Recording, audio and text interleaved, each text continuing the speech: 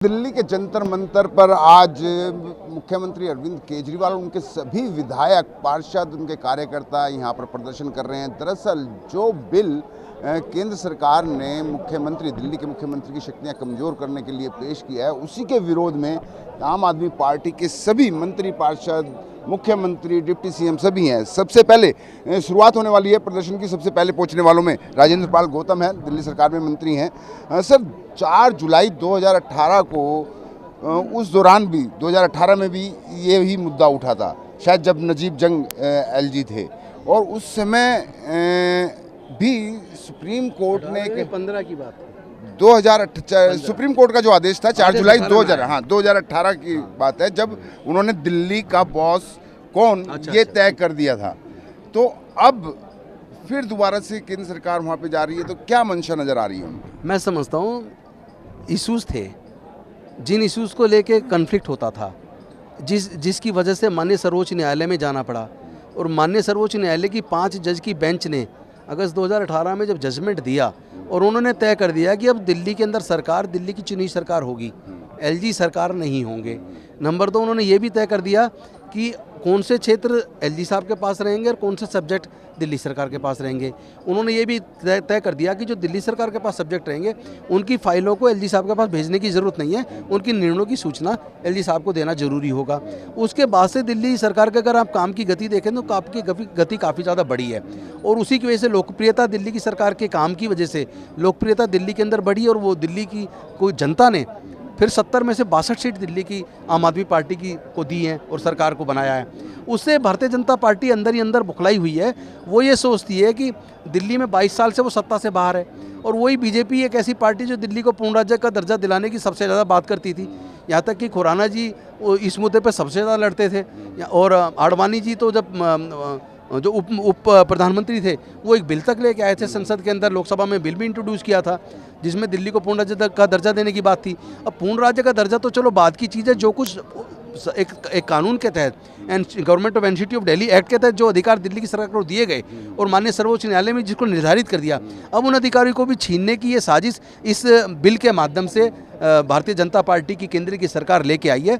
ये भारत के संविधान पर हमला है, ये federal structure of Indian constitution पे हमला है, ये basic structure of Indian constitution पे हमला है।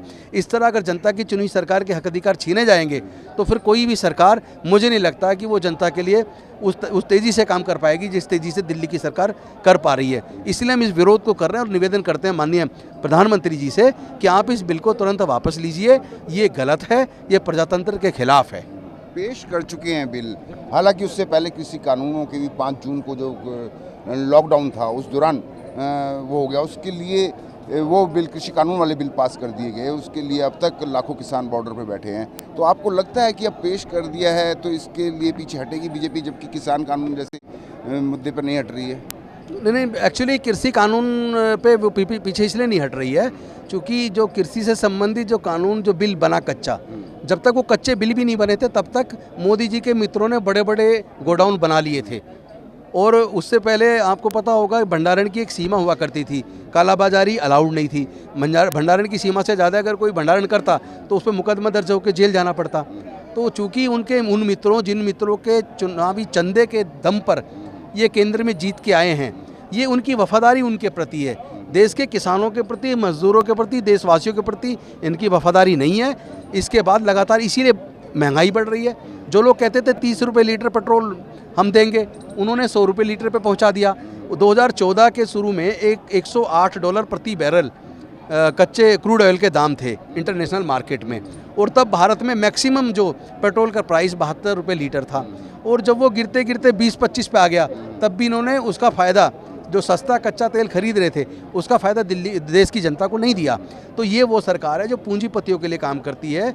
उन्होंने ज़्यादातर मीडिया चैनल को भी दबाव में ले रखा है, उनको भी वो अपनी बात, जनता की बात को पहुंचाने नहीं दे रहे हैं। तो ये तो प्रजातंत्र का गला घोटने में लगी हुई है ये सरकार। इसको ये नहीं भूलना चाहिए कि आने वाले समय में देश की जनता आपको जवाब जरूर देगी। आपकी तानाशाही की पराकाष्ठा हो चुकी है, आपका जो पाप का घड़ा भर चुका है वो फूटने वाला है। तानाशाही की बात आपने करी, देश भर में इस बिल के विरोध में आम आदमी पार्टी के कार्यकर्ता प्रदर्शन कर रहे हैं। अभी आज करीब 2-3 घंटे पहले लखनऊ में आम आदमी पार्टी कार्यकर्ता प्रदर्शन कर रहे थे, उनके ऊपर लाठी चार्ज किया गया वहाँ। यही तो कर सकती है ये सरकार। ये सरकार अंग्रेजों से कई कदम आगे बढ़ चुकी है। ये दमनकारी सरकार है जो लाठी गोली सब कुछ चलाएगी। आपने देखा होगा किसानों के ऊपर लाठियाँ भी चलाई, वाटर कैनन भी चलाई और टीयर गैस भी चलाई। सब तरह के बल प्रयोग इन्होंने कर लिए और इनके पास कुछ और नहीं है। या तो इस सरकारों का बिल ला के अधिकार छीनते हैं या फिर विरोध करने वाले लोगों की जुबान को बंद करते हैं, उन पे मुकदमे दर्ज करते हैं, रासुका लगाते हैं। ये विरोध की बिल्कुल आवाज़ को दबाते हैं। इनको विपक्ष को ये लोग बिल्कुल ख़त्म करना चाहते हैं और मुझे लगता है प्रजातंत्र में विपक्ष की बहुत बड़ी भूमिका होती है। विपक्ष को ख़त्म नहीं करना चाहिए। इनको भी आम आदमी पार्टी जैसा दिल रखना चाहिए। जैसे हमारा दिल इतना बड़ा है, जब केंद्र में पहले सरकार इनकी पिछली बार बनी थी 2014 में, तो एक 10% सीटें कांग्रेस की नहीं आई तो इन्होंने लीडर ऑफ अपोजिशन का पद उनको नहीं दिया। लेकिन दिल्ली के जब चुनाव हुआ 2015 में, इनकी 10% सीटें नहीं थी, इनकी केवल 3 सीटें थी। उसके बावजूद भी हमने लीडर ऑफ अपोजिशन का पद इनको इसलिए दिया क्योंकि हमारी सरकार ये मानती है कि प्रजातंत्र में विपक्ष का होना बहुत ज़रूरी है। लेकिन ये बीजेपी तो एक ऐसी सरकार है जो विपक्ष को ख़त्म करना चाहती है। तो इसका जवाब मुझे लगता है देश के लोग, इन लोगों ने इनको देना शुरू कर दिया है। अभी राज्यों में होने वाले सरकार इसको जवाब दे रहे हैं और आने वाले समय में केंद्र में भी इनको जवाब मिलेगा। अभी यूपी में आप देख लीजिए, जो जिला पंचायत का जो चुनाव है उसको जानबूझ के इतना डिले कर दिया और 2015 के हिसाब से चुनाव कराने के 1995 के हिसाब से जिस तरह कराने की कोशिश इन्होंने की है और सर्वोच्च न्यायालय ने इनको करारा तमाचा लगाया है और कहा है कि आप इसको दोबारा से वो करिए। और फिर उन्होंने टाइम भी दिया कि 25 मई से पहले आप चुनाव करा के दीजिए। तो ऑलरेडी ये 4-5 महीने तो खा चुके हैं ये सरकार। ये सरकार भारत के संविधान में भरोसा नहीं करती। ये मनुस्मृति वाली सोच वाली सरकार है जो केवल कुछ ही लोगों के हाथ में देश के सारे संसाधनों का कब्जा देना चाहती है। तो ये थे राजेंद्र पाल गौतम, जो दिल्ली सरकार के मंत्री थे और यहाँ पर जंतर मंतर पर प्रदर्शन इन्होंने करना शुरू कर दिया है और विधायकों का भी यहाँ आना शुरू हो गया है।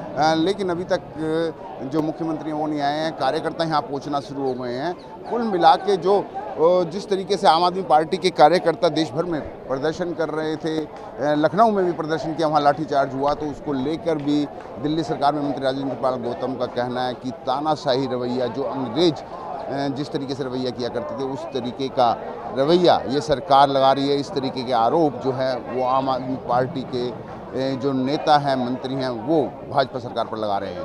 कैमरामैन संजय राहुल के साथ विनय सिंह, न्यूज़ 24 दिल्ली।